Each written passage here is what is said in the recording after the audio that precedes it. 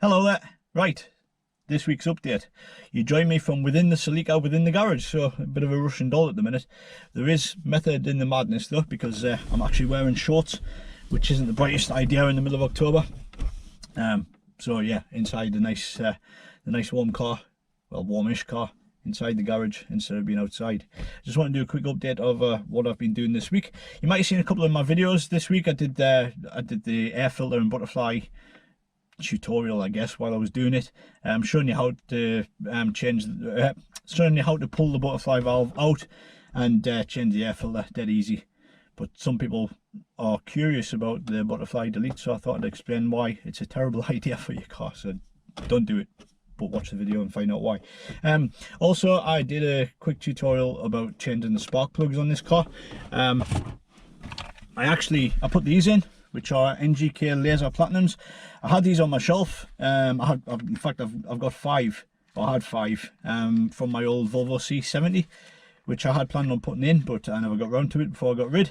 So they are in. They replaced the Denzos that were in previously. I've actually no idea when they were last changed.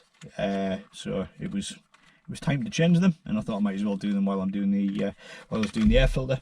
So I did that. So what I've bought this week, I bought a few little bits and bobs. Chiefly this washing up basin with handles, because this is a 6 litre basin which is gonna hold 4.4 litres of oil from my engine. Well, maybe 3.5 litres because it's slightly down. But I'm gonna do an oil change, and I figured getting the one with handles so I could not spill it all over my garage floor would be handy.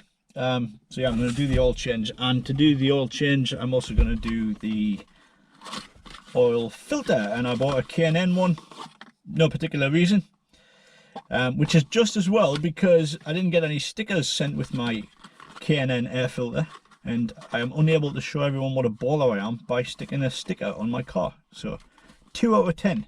Hopefully the air filter is a little bit better though. So yeah, I think it was like 14 quid off Amazon, so I'll get that done.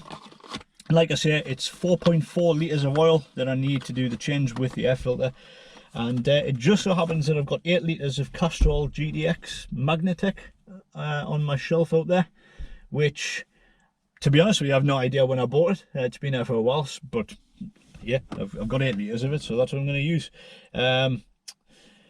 So what else?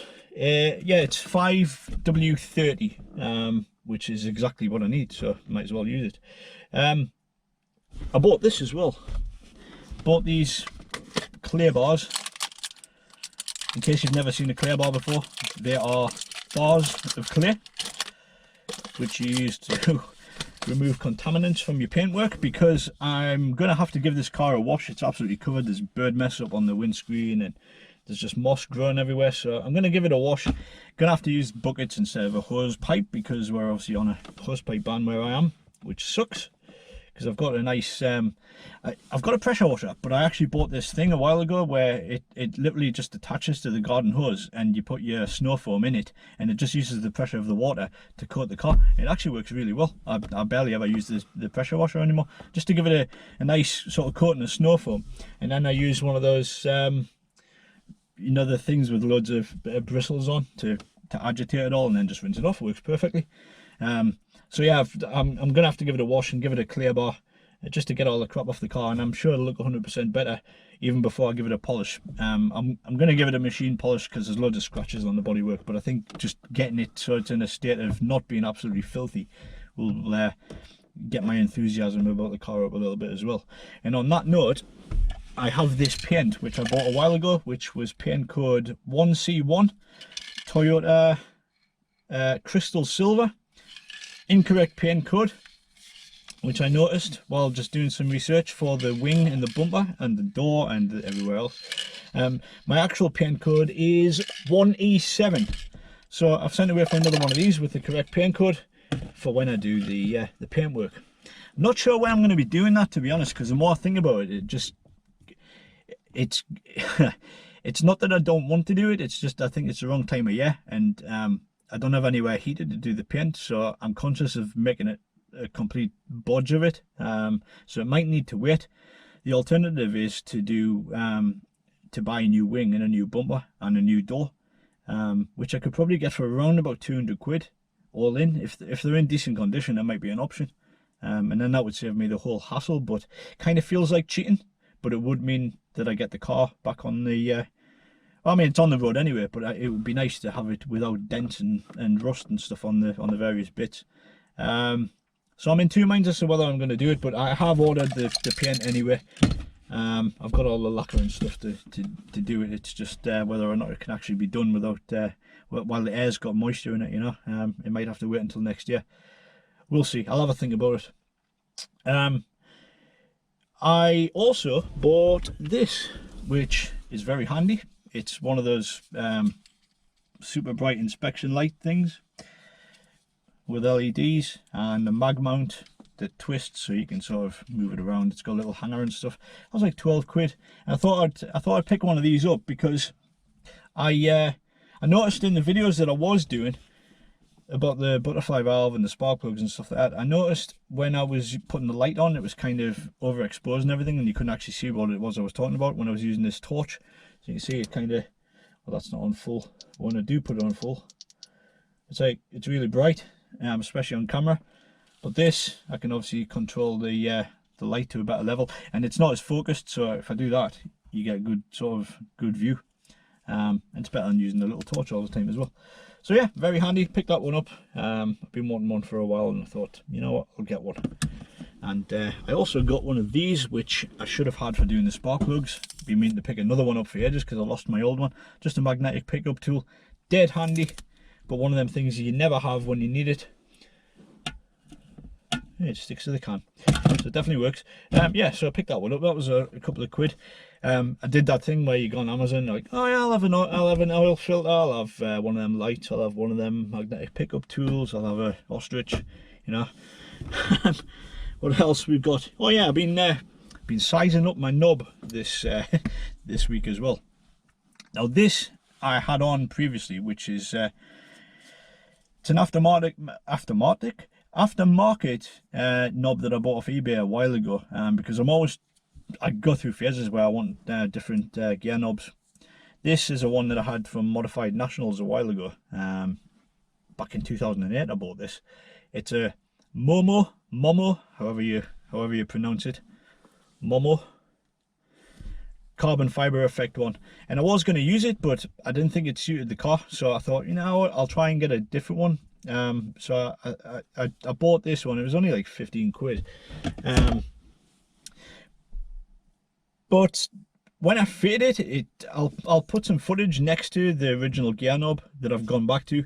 It's like twice the size, twice the height of the original one, and it's amazing how the size of your knob affects the way the car feels to drive. It's like, I don't know, I think if I had a short shifter it would be better, but it just makes the height of the gear shifter too much for the car. I much prefer the location of the original one. Like I say, I'll put some footage up and you can see the height is nearly double. So if I had a short shifter it would probably work quite well, but it just doesn't feel right, and it was just spoiling the drive of the car. So I have reverted back to the original gear shifter knob. The only thing is it's a little bit worn, and I thought I'd do some research into replacing it with a newish one or a newer one. They want 134 quid for an original one, which is just, it's insanity. So I'm going to keep an eye out just for one that catches my eye, and one that looks similar maybe. I'm not paying 134 quid for a gear knob. You have to be crazy, but it does match it's got perforated leather, which matches the handbrake and the steering wheel as well. So it is quite nice, but like I said, it's a bit worn. But I'm not that bothered to spend 134 quid on a gear knob. But yeah, that's what I've been up to. Oh yeah, I also refitted the side skirts to the car now that the welding's been done. Cleaned all them out. Got a brush into them and got rid of all the dust and stuff, so they were nice and clean when they went on. And yeah, it's back on the car. Decided that they didn't really need heat gun, to be honest, to restore them. They were quite clean once I brushed them off, and so yeah, they're back on. The car is roadworthy, it's fine. It's just these cosmetic bits Like I say, I do need to do an oil change though. Not that it's done that many miles since the last one. I think it's done like 4,000 miles. So, but that was about 5 years ago. So it's still golden, the oil. But it's I'm gonna do it anyway. Hopefully before the cold weather kicks in fully, and then that's done, along with the air filter, which I did in this tutorial, and the spark plugs. Other than that, we're good to go. So yeah, I'm just waiting on that paint to come, and then I'll decide what I'm going to do about the wing and the door, etc. Whether I'm going to repair them, maybe just primer them up before I actually do the painting. Haven't decided yet. If I don't take the bumper and stuff off, I'm going to get one of those sets that allow you to restore the headlights, because I was planning on taking the headlights out and giving them a good machine polish, but I think I'm going to just get one of those kits to get rid of the yellowness. They might work, might come up quite nice. And obviously if I take the wing and the bumper off and stuff in the future, then at least the headlights for now will be a bit clearer. We'll see how we get on. It's going to be a bit of a busy week, I think, with work this week, so probably not going to be able to do any more videos. But we'll see. Yeah, we'll see. It is going to be busy. So anyway, I just wanted to do a little quick update for the sake of doing one for my YouTube channel. But actually, I want to say thank you to Danny at Dino Days for doing a shout out of the channel. Appreciate it. You're putting out some cracking content, by the way. You want to keep up with that, because your channel seems to be taking off, and it's all quality as well. Nothing like this crap. But yeah, thanks to everyone who's subscribed. A couple that I remember off the top of my head. Modfix, Gareth from Expression Culture. I enjoy his videos.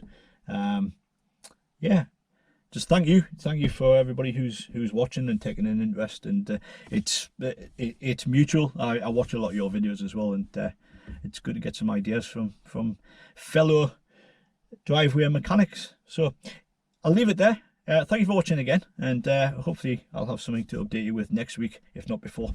But thank you for watching, and I will see you in the next one. So.